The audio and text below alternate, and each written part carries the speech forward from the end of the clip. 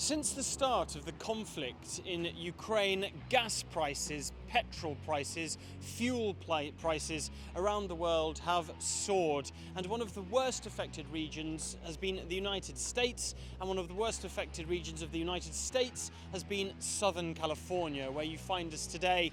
Gas prices per gallon reached as high as $7 during the first weeks of the conflict in Ukraine, and they continue to remain very high. But one thing that Southern California has going in its favor is that its border with Mexico. Mexico is a country which subsidizes its gas and therefore has not seen prices rise as high as they currently are at $5.50 here in Southern California, and that is seeing a lot of Southern Californians cross into Mexico in order to refill their tanks. So we're going to talk about that, but in the meantime we're here with a local businessman here in Southern California, Ernesto Martinez. He is a chap who has been very badly affected by the gas prices. Ernesto, how has this rise in gas prices, just how much have they risen and what's been the effect? It's went up about 40% in the last couple months, and people are just reluctant to spend. You know, they're scared. All this uncertainty with the war, they don't know what's going on. Gas prices are going nuts. So I see a lot of people getting really desperate, going over the border by gas. I mean, I don't know if it's really worth it to save $20 and wait in line for 3-4 hours, but people are getting desperate, so doing desperate things now. Yeah, sure. I mean, and in terms of how it's affecting you and your business and generally, you know, these rising gas prices, Americans have, you know, certainly depend very much on gas. It's essential to drive in the United States. So just how is it affecting people?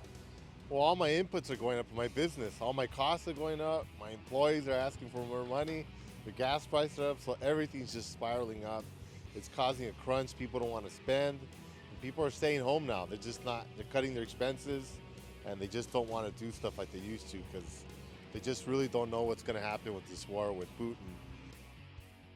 Yeah, Ernesto, that's great. Thank you so much for taking the time to talk to us. You. Brilliant. Ernesto's saying people are staying at home, but they are also crossing the border into Mexico. Here in San Diego, we're less than 20 minutes from the border, and a lot of people are going down there to fill up their tanks, and we're going to go there now. And here we are now in Tijuana, in a Mexican gas station where gasoline is significantly lower than it is on the other side of the border, which is just steps away. Here it is less than $4 a gallon, and a lot of that has to do with the fact that the Mexican government subsidizes the fuel costs here, a practice aimed at benefiting Mexican consumers. However, when those same gas prices began to cause problems here, the Mexican government temporarily suspended those subsidies throughout the northern border region in an attempt to discourage Americans and American motorists from filling up their tanks here in Mexico. That suspension of subsidy lasted less than a week, given the protests here, and we've been speaking to motorists about the reasons that they continue to come here to Mexico. If you go to the States, a lot of the stations are empty. A lot of people are coming here. You're going to spend, if you have gasoline, $50 here to fill up your tank, and over there, more than $100 per tank. And that's the only reason why I come here. But while motorists continue to take advantage of the lower prices here in Mexico, that is causing a lot of problems for the local gasoline supply.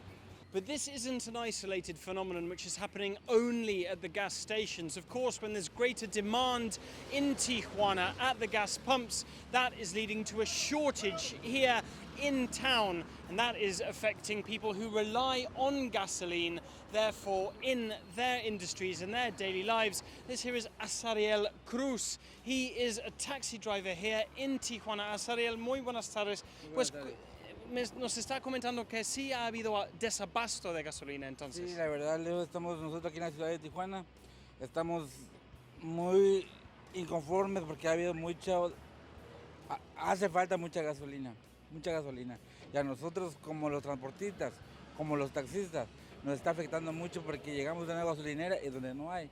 Llegamos a otra y no hay.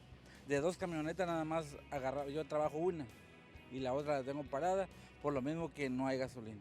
Pues sí, antes vimos que mucho mexicano cruzaba Estados Unidos para pagar, ahora es la inversa. Sí, nosotros estamos de desacuerdo porque mucha gente viene de allá y se agarra la gasolina de aquí y a nosotros nos deja sin gasolina. Entonces, ¿qué soluciones ve? Pues es para ahora, es lo que nosotros queremos preguntar, ¿para quién? Sería para nuestro presidente, que él vea la forma de que qué solución puede haber. Ariel, muchísimas gracias por tomar el tiempo de hablar con nosotros. So this is a real issue, and it's a supply chain issue, which we're seeing that prices around the world when it comes to gasoline are changing, and that's changing the way people spend, people fuel their cars, and energy, which is becoming an increasingly important and precarious business. And here in Tijuana, it's a perfect example of the ongoing situation and the global impact of the conflict in Ukraine. Thank you for tuning in. I've been Alasdair Baverstock reporting here for CGTN in Tijuana, Mexico.